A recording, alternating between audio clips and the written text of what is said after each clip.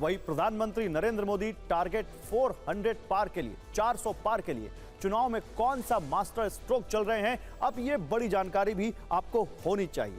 असल में पीएम मोदी इन दिनों बीजेपी की महिला प्रत्याशियों से फोन पर बातचीत कर रहे हैं, उनसे उनके क्षेत्र में चल रहे चुनाव प्रचार पर अपडेट ले रहे हैं, उस राज्य में फैले भ्रष्टाचार पर एक्शन लेने का वादा भी कर रहे हैं।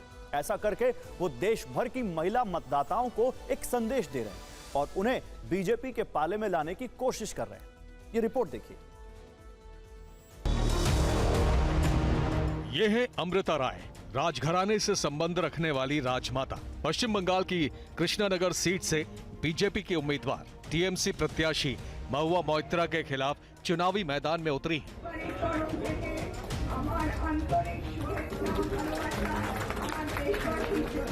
पीएम मोदी ने इनसे फोन पर करीब 9 मिनट तक बात की। इस दौरान बंगाल में कथित भ्रष्टाचार खत्म करने के लिए एक बड़ा वादा भी किया। आप पहले दोनों की फोन पर हुई बातचीत का ये छोटा सा अंश सुनिए। तो आप पब्लिक में जरूर बताइए कि मोदी जी से मेरी फोन पर बात हुई है और उन्होंने कहा है कि बंगाल के लोग विश्वास करें कि जो 3000 करोड़ रुपए ईडी ने अटैच किया हुआ है, वो 3000 करोड़ रुपया गरीबों का पैसा है बंगाल के, और वो उनको वापस देने के लिए कोई न कोई रास्ता मैं खोजूंगा। ये जरूर बताइए आप लोगों को। बंगाल में गरीबों से लूटा गया पैसा ईडी की तरफ से भ्रष्टाचारियों से जब्त की गई संपत्ति के जरिए उनके पास वापस कैसे पहुंच पाएगा, इसके लिए मोदी सरकार किन कानूनी विकल्पों पर विचार कर रही है, इसकी चर्चा आगे करेंगे। लेकिन पीएम मोदी ने 24 घंटे में दूसरी बार बंगाल में किसी महिला प्रत्याशी से फोन पर बात की थी। उन्होंने एक दिन पहले संदेश खाली आंदोलन का चेहरा रही और बशीरहाट से बीजेपी उम्मीदवार रेखा महापात्रा से बात करके उन्हें शक्ति स्वरूपा कहा था। ये भी सुनिए। रेखा जी, संदेश खाली में आपने इतनी बड़ी लड़ाई लड़ी है, आप एक प्रकार से शक्ति स्वरूपा है। आपने इतने ताकतवर लोगों को जेल भेज दिया। आपको अंदाजा है कि आपने कितने बड़े साहस का काम किया है। हमारा संदेश खाली की माँ बहन की पूरा सपोर्ट थी, इसलिए हम ये कर पाए सब, और उनकी सपोर्ट से आगे भी रास्ता चलेंगे हम। असल में पश्चिम बंगाल में महिला वोटर चुनाव में बड़ा फैक्टर है। पिछले 3 चुनाव का रिकॉर्ड कहता है कि महिला मतदाता का झुकाव टीएमसी की ओर ज्यादा रहा है। टीएमसी की सरकार बनाने और लोकसभा में ज्यादा सीट दिलाने में महिला मतदाताओं की खासी भूमिका रही है। 2016 में बंगाल विधानसभा चुनाव के नतीजे देखें तो पुरुषों से ज्यादा महिलाओं के 48% वोट टीएमसी को मिले थे। इनकी मदद से राज्य में ममता सरकार बनी थी। 2019 के लोकसभा चुनाव नतीजे देखें तो उस समय पुरुषों से अधिक महिलाओं के 47% वोट टीएमसी को मिले थे और ममता बनर्जी को 22 सीट जीतने में मदद मिली थी। 2021 के विधानसभा चुनाव नतीजे देखें तो यहां भी पुरुषों से ज्यादा महिलाओं के 50% वोट टीएमसी को ही मिले थे और राज्य में एक बार फिर से ममता सरकार बनी थी। बीजेपी को इस बार 400 पार जाना है और बंगाल में 2019 में जीती हुई अपनी 18 सीटों से आगे निकलना है, तो दीदी का ये किला ध्वस्त करना होगा। और शायद इसी रणनीति के तहत बीजेपी बंगाल में इस बार अब तक घोषित 38 उम्मीदवारों में से 7 महिलाओं को चुनाव मैदान में उतार चुकी है। मोदी जी स्वागतम।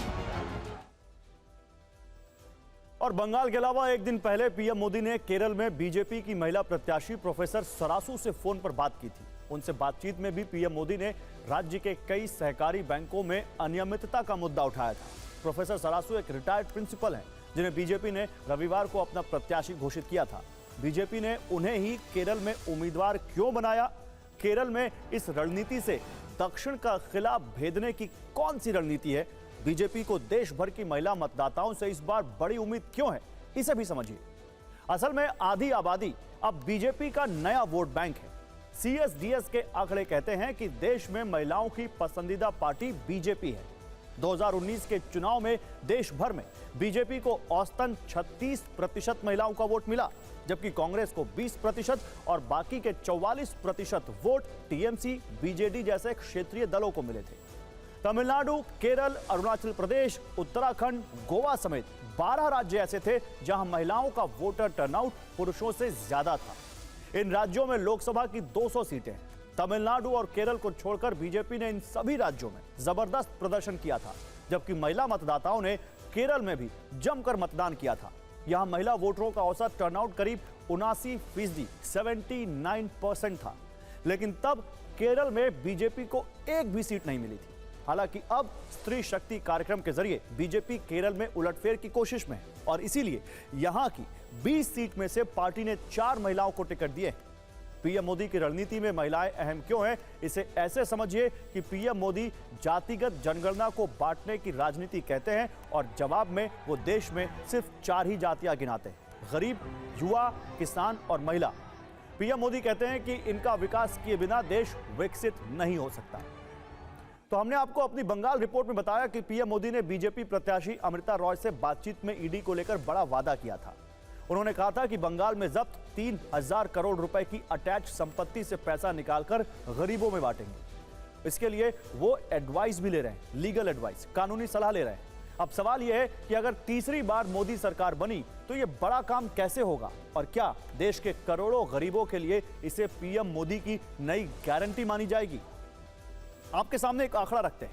पिछले 10 साल का मोदी सरकार का राज्यसभा में पेश आंकड़ा कहता है कि इस दौरान ईडी एक्शन में 1,16,000 करोड़ रुपए से ज्यादा की आपराधिक आय जब्त की गई है, जबकि जो संपत्ति जब्त की गई है उसकी कीमत 16,000 करोड़ रुपए से अधिक है। और पीएम मोदी जो नियम कानून बंगाल को ध्यान में रखकर बनाने की बात कर रहे हैं, अगर वो देश भर में लागू हुआ तो इतने करोड़ रुपए आगे चलकर गरीबों में बढ़ सकते हैं और मोदी की इस गारंटी से इन गरीबों का विकास हो सकता है।